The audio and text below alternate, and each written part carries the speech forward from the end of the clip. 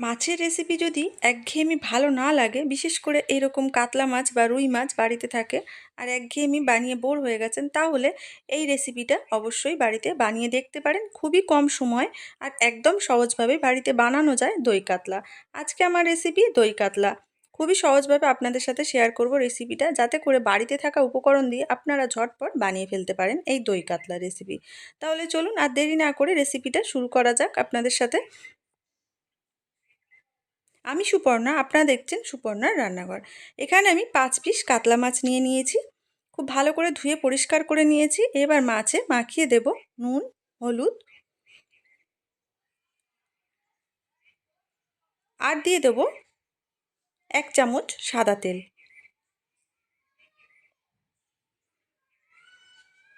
খুব ভালো করে সমস্ত কিছু মাখিয়ে 10 মিনিটের মতন মাছটা রেখে দিতে হবে। এবার আমি একটা মিক্সিং জার নিয়ে নিয়েছি, দিয়ে দিলাম 6 থেকে 7টা গোটা কাজু, 1 চামচ মৌরি আর দিয়ে দেবো 2 চামচ পোস্ত। 5 মিনিটের জন্য একটু জল দিয়ে ভিজিয়ে আমাদের একটা মিহি পেস্ট তৈরি করে নিতে হবে। এটা সঙ্গে সঙ্গে বাটবেন না, 5 মিনিট মতন একটু ভিজিয়ে রাখবেন। মৌরি আছে তো, তাহলে খুব ভালোভাবে মিহি পেস্ট একটা তৈরি হবে। দেখুন আমি একদম একটা মিহি পেস্ট তৈরি করে নিয়েছি। এদিকে কড়া বসিয়ে দিয়েছি, কড়া একদম গরম হয়ে গেছে। দিয়ে দিলাম মাছ ভাজার জন্য সাদা তেল আর দিয়ে দেবো অল্প একটু নুন। তাহলে নুনটা দিয়ে দিলে কি হবে, মাছটা ভেঙে যাবে না। অনেকের মাছ ভাজার সময় কড়াই জড়িয়ে যায় বা মাছ ভেঙে যায়। এই পদ্ধতিতে যদি মাছ ভাজেন তাহলে কিন্তু একদমই মাছ ভাঙবে না। একে একে মাছগুলো আমি দিয়ে দিলাম। এক পিঠ হয়ে গেছে, আর এক পিঠ উল্টে পাল্টে ভালো করে সমস্ত মাছগুলো আমি ভেজে তুলে নিয়েছি। এবার ওই তেলেই ফোড়নের জন্য দিয়ে দেবো শুকনো লঙ্কা, এলাচ আর একটু দারচিনি।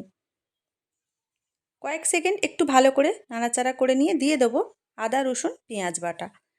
এখানে আমি একটা বড় সাইজের পেঁয়াজ দিয়েছি আর 1 ইঞ্চি আদা আর দিয়েছি 5 থেকে 6টা রসুন। পেঁয়াজের কাঁচা গন্ধটা যতক্ষণ না যাচ্ছে একটু ভালো করে ভেজে নিতে হবে। ওপর থেকে দিয়ে দিলাম নুন।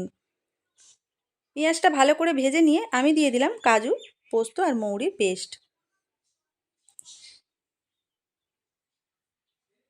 খুব ভালো করে সমস্ত কিছু মিশিয়ে নিয়েছি। অল্প একটু জল দিয়ে আবারও ভালো করে কষিয়ে নিতে হবে।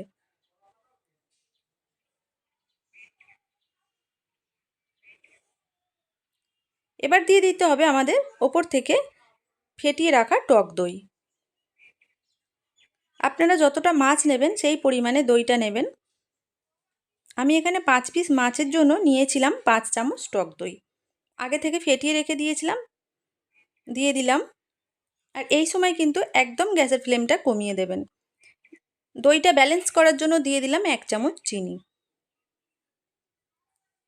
সমস্ত কিছু খুব ভালো করে মিশিয়ে দিয়ে দিলাম অল্প একটু জল। যেহেতু দই কাতলা হবে, খুব বেশি জল দেবার দরকার নেই। গ্রেভিটা ফুটে গেছে, এবার দিয়ে দিলাম আমি কাতলা মাছগুলো ভেজে রেখেছিলাম, দিয়ে দিলাম। মাছটা দিয়ে 3 থেকে 4 মিনিট রান্নাটা করে নিলেই একদম রেডি হয়ে যাবে।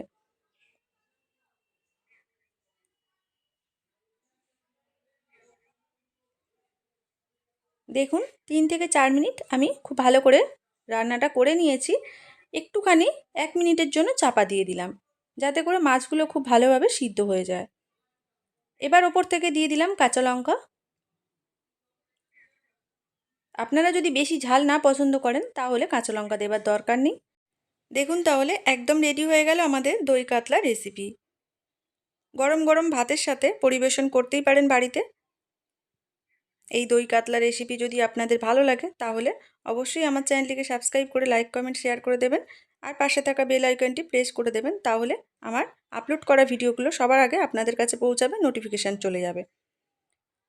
দেখা হচ্ছে নতুন কোনো ভিডিওর সাথে, নতুন কোনো রেসিপি নিয়ে। ততক্ষণ পর্যন্ত আপনারা খুব ভালো থাকবেন আর সুস্থ থাকবেন।